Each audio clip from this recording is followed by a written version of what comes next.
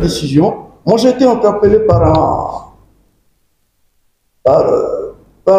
un des paragraphes de la décision qui nous fait ressortir que la Cour prétend que le gouvernement actuel n'a pas réitéré les garanties qu'avaient données les autres gouvernements précédents. Bon, je le dis parce qu'il faut savoir qu'en tant qu'avocat de la famille, nous ne sommes pas dans le dossier d'extradition. C'est l'État burkinabé qui suit ce dossier d'extradition avec l'État français. Et c'est l'État français en particulier qui est parti au procès directement. Mais la Cour peut requérir des informations supplémentaires à l'État burkinabé, qui est demandeur à l'extradition. Et la Cour semble nous dire qu'elle aurait demandé, je dis elle aurait demandé des garanties, enfin qu'on réitère les garanties qui avaient précédemment été données par les gouvernements précédents au gouvernement actuel qui ne les aurait pas réitérées. Alors moi j'ai été estomaqué. Moi j'ose croire que ce n'est pas vrai et qu'il y a peut-être un hiatus dans la communication de la Cour. C'est pour ça que je saisis de cette occasion plutôt, pour interpeller le gouvernement, pour qu'il nous rassure, qu'il n'a pas négligé ce dossier. Parce que pour nous, ce serait grave. Je le dis en toute âme et conscience. Pourquoi je le dis? Je le dis parce que je connais dans ce gouvernement des gens qui ont ferraillé, qui ont mené le combat avec nous depuis des années.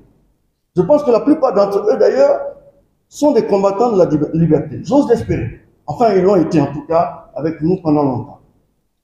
J'ose l'espérer qu'ils comprennent ce que le haut sens que ce dossier a pour l'avenir de ce pays. Pourquoi je dis cela? Parce que vous savez, nous tous qui parlons, eux qui sont au gouvernement aujourd'hui, quoi qu'il arrive demain, si quelque chose est injuste, même à leur égard, nous nous engagerons pour nous battre pour qu'ils aient la justice. On ne leur souhaite rien de mauvais, il faut qu'on se comprenne. Absolument. Mais je veux dire, quoi qu'il advienne, j'aimais bien le dire à des gens. Moi, je ne suis pas sankariste, mais j'ai été dans le dossier de Thomas Sankara. Je me suis battu comme j'ai pu. Parce que j'estime que ce n'est pas une question d'opinion politique ni idéologique. Quand on est dans un pays, on se doit de faire en sorte que les droits des uns soient respectés pour que soi-même ce droit puisse l'être aussi. Si nous négligeons ce dossier, parce qu'aujourd'hui nous sommes au pouvoir, moi j'attire l'attention des gens humblement. Je dis bien avec la plus grande humilité possible.